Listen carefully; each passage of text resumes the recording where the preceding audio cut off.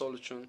Mana yo'l qurilishida ham xuddi shunaqa bir xoin Abdurahmon Abduvaliyev degani bor. O'zini tizimidagi kompaniyalarda misol uchun mana tiriklay ko'mayapti. Ularni bazalarini olib qo'yib, chet davlatda bazalariga, chet davlat kompaniyalariga investor deb shunday beraveryapti. O'zi ishlab foyda keltirib turgan kompaniyalarni mana shunaqa qilib ko'maveryapti bu ahmoq.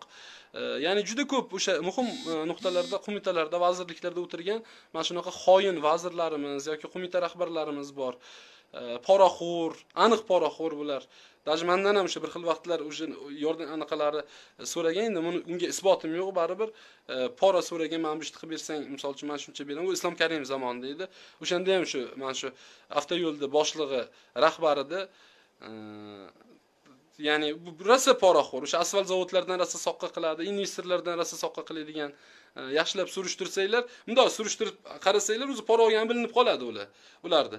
Misol uchun ishlab turgan tashkilotini ko'chirib yuboryapti boshqa joyga, investor deyapti-da, boshqa bir chet el tashkilotini o'shaning bazasiga o'tkazyapti. U bechora qayerga borishini bilmayapti. Katta bir tashkilot, kompaniyani tizimidagi.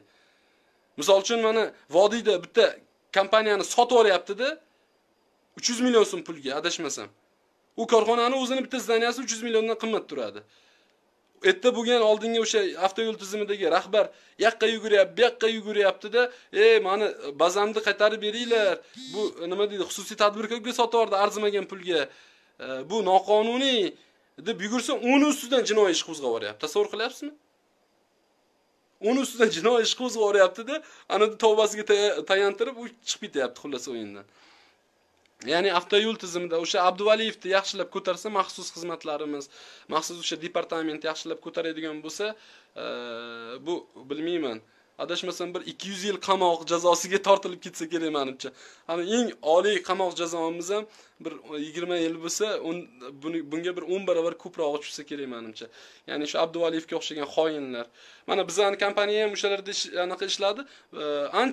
Qanchadir puli bor, 1 milliarddan oshiq puli bor. Bu muttaham Abduvaliyevning tizimi 2 yilmi 3 yil bo'lgan, pulni bermay, tavba qildim. Ish qilib bo'lganmiz Xorazmda yo'qda bu yoqda shu 2-3 ta obyektda qilingan ish kompaniyamiz tarafidan. Shuni pulini bermaydi, tasavvur qiling. Davlat qildirib oladi, ya'ni davlat tizimidagi tashkilot bu, qo'mita. Va tadbirkorlar haqini bermaydi.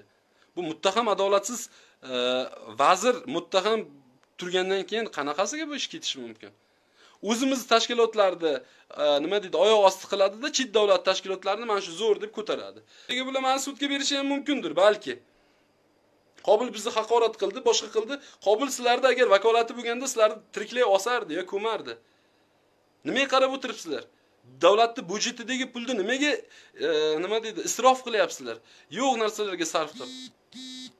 Nima emish?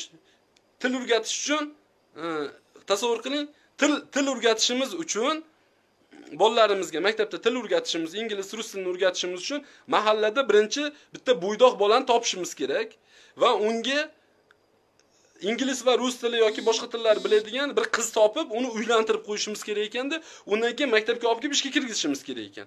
Ya'ni tuman hokimi, boshqa yana bir balolarni nima deydi, ruxsatini olib, shularni roziligini olib. Sen jinni ahmoq, qaysi kallang bilan bu narsani gapiryapsan? Ta'lim vazirligidan kelgan eshak. Qaysi ahmoqliging bilan bu narsani gapiryapsan? Sen nima bizni bu xalqni izdivatsiya qilmoqchimisan? Nimani gapiryapsan sen? Sal o'ylab gapirgan gapingni. Sen nima keraging bor? Sen vaziringda nima keragi bor unda bizga? Agar bolalarimizga kadr topib ularni o'qitib bermaydigan bo'lsang, qishloqlarimizda bolalarimiz avvom bo'lib rus tili 5 yilda deyapti. Hurmatli deputatimiz chiqyapti. 5 yilgacha bu masalani biz hal qila olmaymiz deb xalq ta'limini mudiri javob beryapti.